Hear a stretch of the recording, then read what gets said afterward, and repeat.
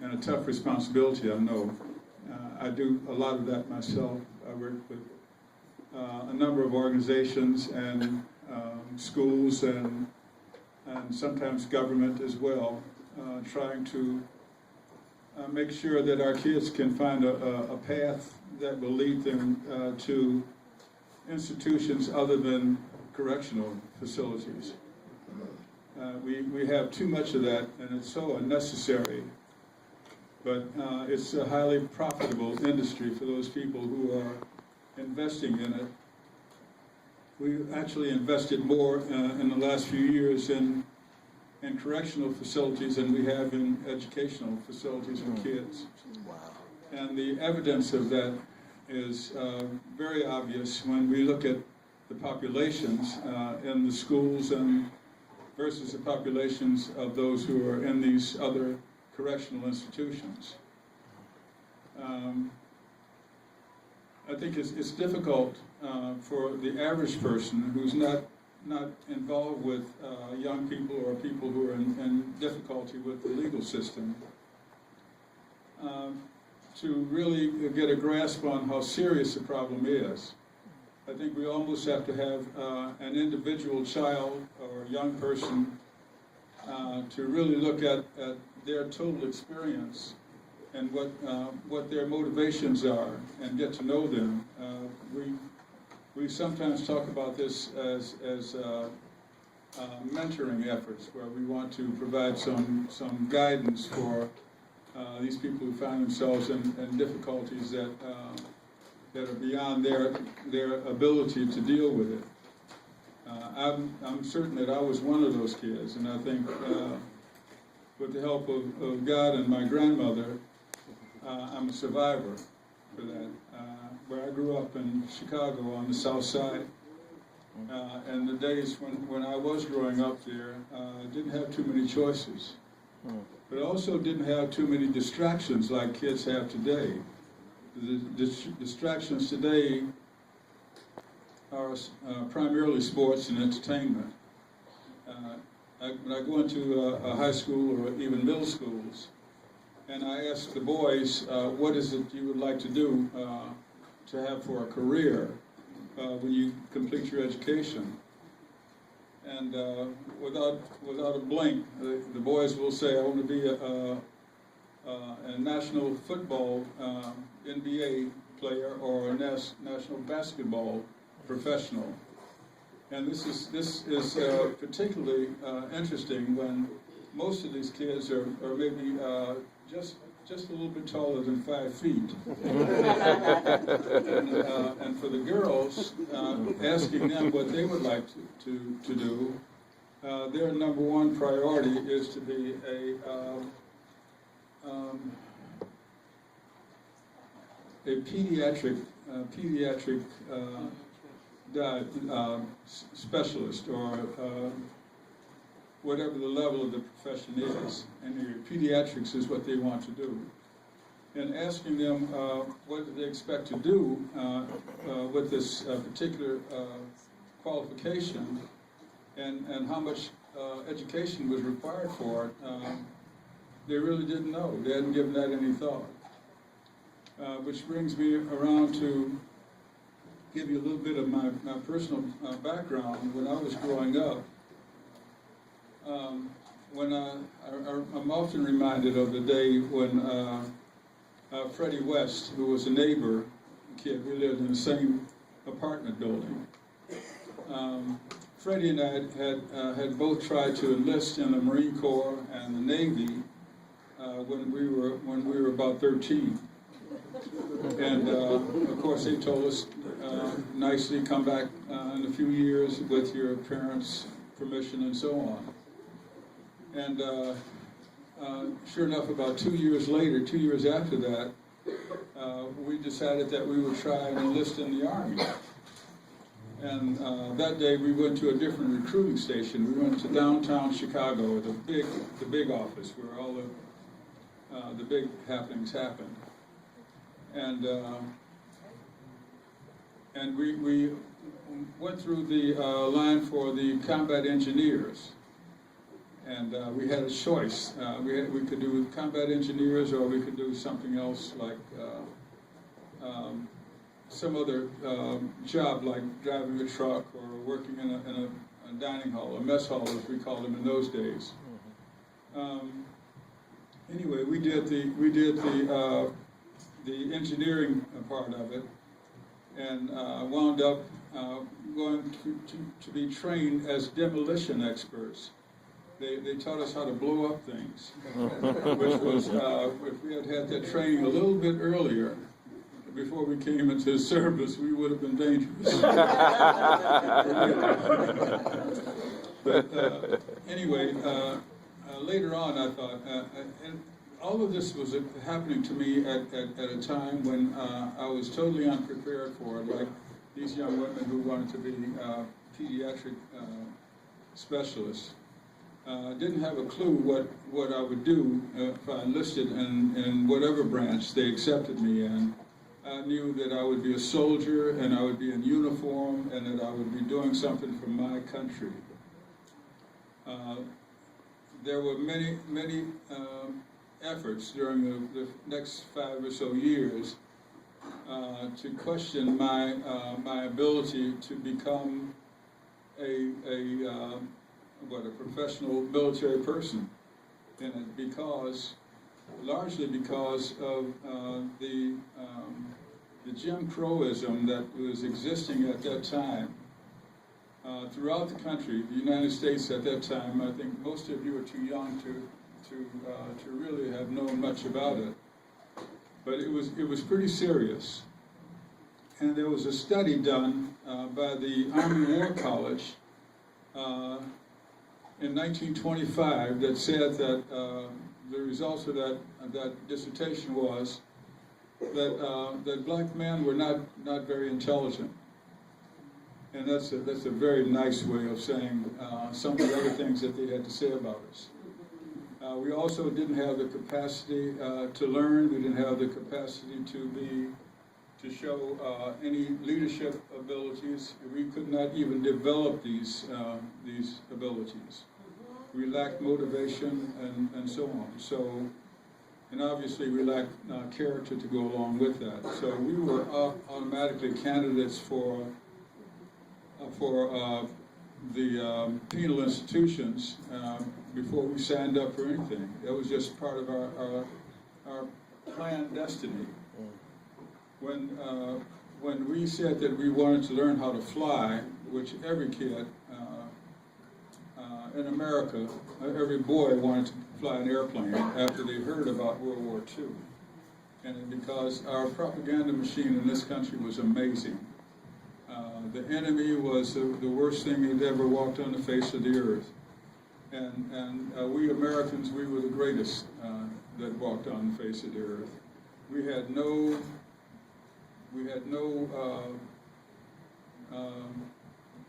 there was nothing that could be wrong with Americans, and everything that could be just the opposite with the enemy that we were engaging. Anyway, when some of the guys coined some phrases like in the real world, we could do certain things, but in the real world it didn't happen. The opportunities that the recruiters talked about, and the propaganda machine that said that how great America is, and so on, and the land of the free and the home of the brave, and many great sounding things. Well, young boys in America who were probably age 10 to age 15 were probably the most available for that kind of information. We like to know that how great we were and what our potential was and so on, and that it was all good. But in reality, this was not to be the case at all. And I think it didn't take long for us to learn that when we went into uniform and everything was by the numbers. the military protocol was that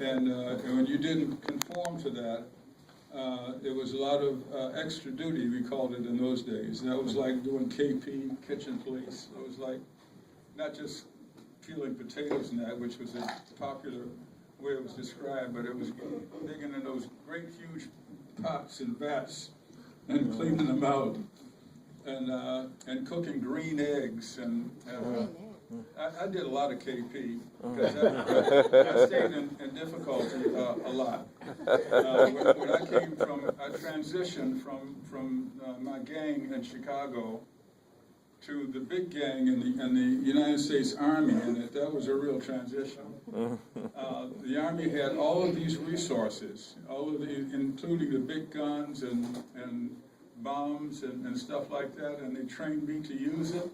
Oh, boy. But that was not to be the case. So fortunately, after completing my demolition training, I was assigned to the 332nd. This turned out to be an all-black aviation organization, and this is where the Tuskegee Airmen were assigned. And I was assigned to that organization, again, not by any talent that I had or any special anything, but I think through the grace of God. And also my grandmother had discovered that she could write a letter to the commanding officer. And I got put in line very quickly, and there were some guys who were in the service a long time. We called them old soldiers. These guys could fight better than I could. And they were the only ones who could fight better than I could, because I really wanted to be a boxer. That was going to be my career. But they taught me and they mentored me. They said that we're going to make you a real soldier, and so on. And they proceeded to do that systematically between them and the guardhouse and extra duty and KP and stuff like that. I finally got kind of sorted out a little bit, and I knew what I was supposed to learn how to do and do it. Fortunately for me, I loved being out on the flight line. Sometimes, even now, I can wake up from a dream and I can smell the fumes from pre-flighting P-47 or B-25 or something. The sense of that being the presence on that flight line and that experience is very difficult to leave you. You know, it comes back. I hope that some of you have had some experiences that you appreciate as much as I appreciated those. I spent 13 years on overseas assignments during my 20-year term on active duty. I spent, one of the things that makes programs like yours, the initiative that you guys are engaged in now, so close to my heart is because 60, 70, 75 years ago, I would have been one of the people that you were trying to assist. And that's where I come from. I come from that background. It's kind of like, in one sense, I could look at it as climbing out of a deep hole, and I had a long way to climb up to get out of that hole. It's something like Plato's Dialogues in the Cave, for those of you who read philosophy. I could watch the shadows of people dancing on the wall because of the fires in the background that gave off that light reflection, so we could see the shadows dancing on the wall. I was so blessed to have an interest in so many things and visiting so many countries that were really disadvantaged, where the young people, the kids, and the old people were having great difficulties. And I was blessed to be able to volunteer to help them a lot. and they taught me a lot in the process. And in England and Japan and Korea, back immediately following the end of World War II, throughout the Korean War and into the Vietnam War.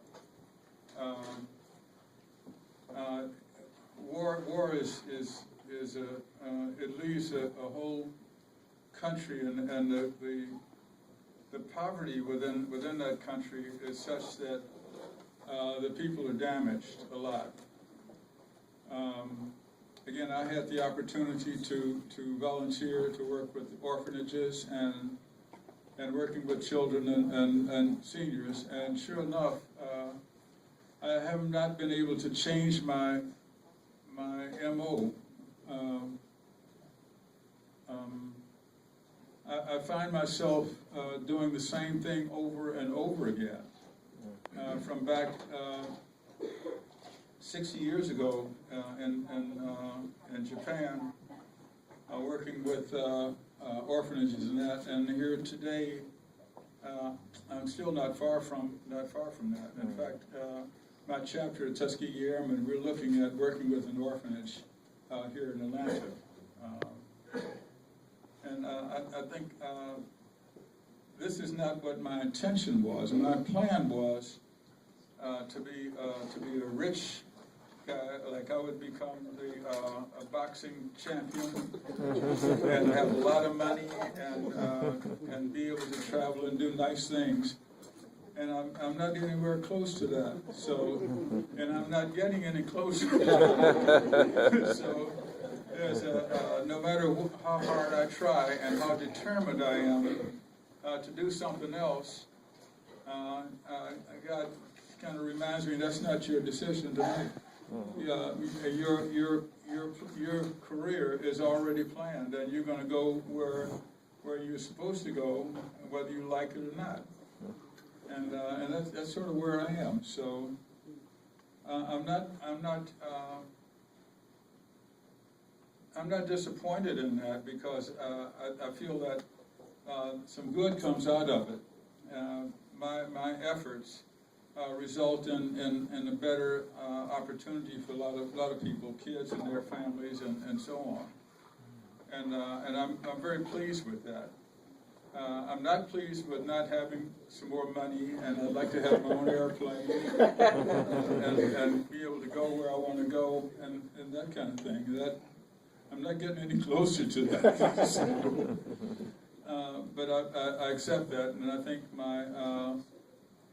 and meeting Alfred is an example of one of the great benefits of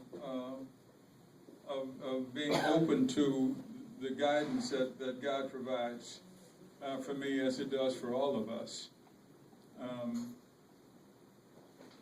And it brings me to where we are tonight.